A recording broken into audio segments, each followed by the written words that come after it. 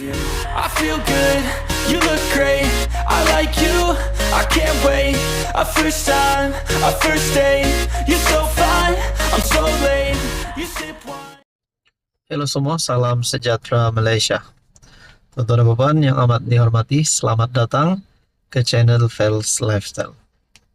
Ini satu berita berkaitan dengan tempoh penjara Najib Razak. Berkemungkinan akan lebih lama lagi sekiranya beliau kalah di dalam beberapa kes mahkamah yang dihadapi beliau. Dan begitu juga beliau boleh dibebaskan sekiranya menang kes mahkamah ataupun mendapat pengampunan penuh. Tapi untuk mendapatkan pengampunan penuh bukanlah satu perkara yang amat mudah.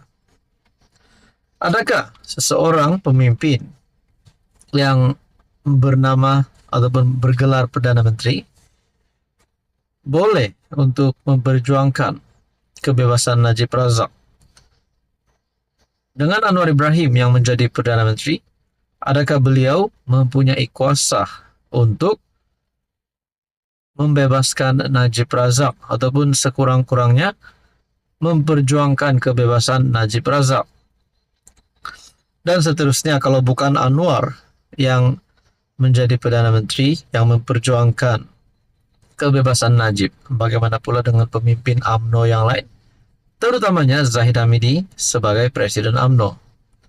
Sekiranya Zahid jadi Perdana Menteri, adakah beliau boleh memperjuangkan kebebasan Najib dan boleh menjamin Najib akan dibebaskan?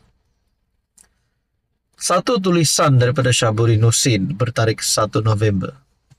Najib hanya boleh bebas melalui pengampunan, itu pun jika Zahid Hamidi duduk sebagai Perdana Menteri.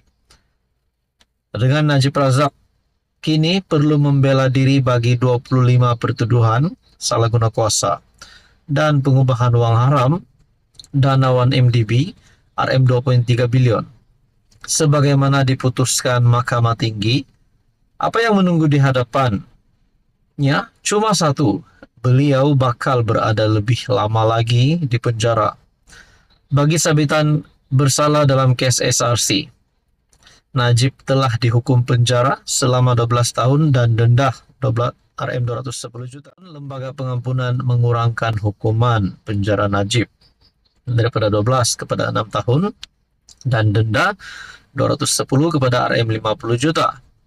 Ini bermakna Najib akan dibebaskan pada 23 Ogos 2028. Bagi kes berkaitan dana 1MDB yang baru diputuskan, di mana beliau harus membela diri dan tarik perbicaraannya ditetapkan selama 97 hari bermula 2 Desember depan, Najib bakal berdepan hukuman penjara sehingga 20 tahun dan denda sama ada 5 kali ganda nilai dana terbabit atau RM10.000 berdasarkan mana yang lebih tinggi jika disabitkan bersalah.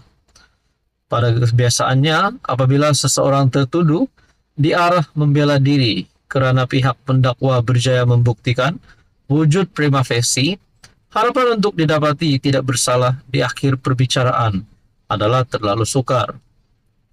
Kemungkinan untuk Najib berada lebih lama di penjara adalah sesuatu yang tidak boleh ditolak.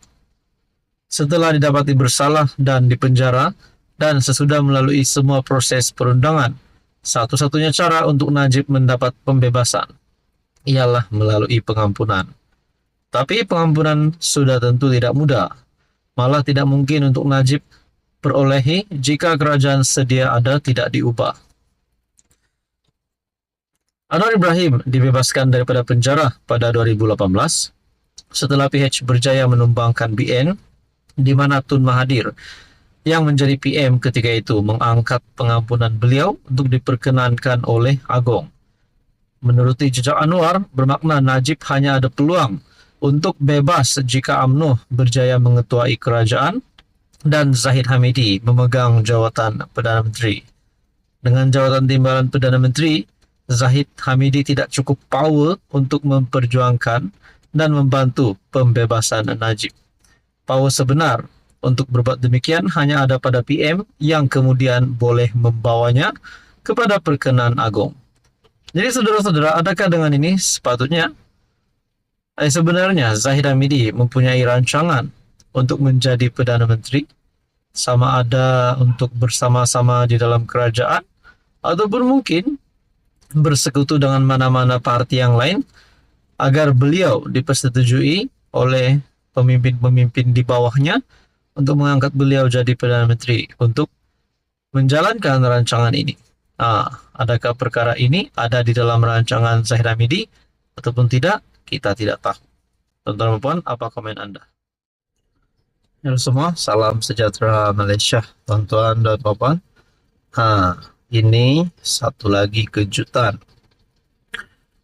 Rupanya setelah kita dengar ada ahli parlimen daripada Parti Bersatu yang berpaling tada isytihar sokong kerajaan perpaduan ataupun isytihar sokong Anwar Ibrahim, itu sudah satu berita buruk untuk Bersatu. Ada yang tanya, adakah selepas ini wakil rakyat daripada Bersatu yang lain mungkin juga akan mengambil langkah yang sama, tindakan yang sama untuk berpaling tada seperti 6 ahli parlimen Bersatu sebelum ini. Ataupun mungkin akar umbi Bersatu pula akan membuat kejutan kepada Muhyiddin sehingga membuatkan Parti Bersatu bubar. Nah, itu menjadi satu pertanyaan netizen. Tapi saudara-saudara, rupanya dalam satu perkongsian ini yang menyatakan Bersatu sah bubar, ketua dan juga beberapa pemimpin di dalam Parti Bersatu umum keluar parti. Adakah selepas ini mungkin Parti Bersatu berisiko untuk bubar sepenuhnya? Selain dikongsikan di mana Bersatu Tenggara bubar, ketua dan 15 EJK umum keluar parti. Adakah selepas ini tidak mustahil bagi mana-mana ahli parlimen ataupun wakil rakyat Bersatu untuk isytihar sokong Anwar Ibrahim? Mungkinkah ada wakil rakyat daripada Bersatu baik terus sokong saja kerajaan perpaduan ataupun lompat parti? Mungkin ada gesaan yang berkata lebih baik ahli parlimen Bersatu menyertai mana-mana parti di dalam Pakatan Harapan, mungkin menyertai PKR, atau mungkin ada yang kembali kepada UMNO. Saudara-saudara, Bersatu bahagian Tenggara didakwa bubar serta-merta hari ini susulan keputusan ketua dan 30 ahlinya, termasuk 15 ahli jawatan kuasa bahagian itu yang mengumumkan keluar daripada parti berkenaan. Ketua Bersatu bahagian Tenggara Hassan Rashid berkata, keputusan itu dibuat sebulat suara selepas mempertimbangkan beberapa faktor, termasuk hilang keyakinan terhadap kepimpinan tertinggi yang dilihat gagal menguruskan parti, selain tidak telus dalam melaksanakan tanggung jawab.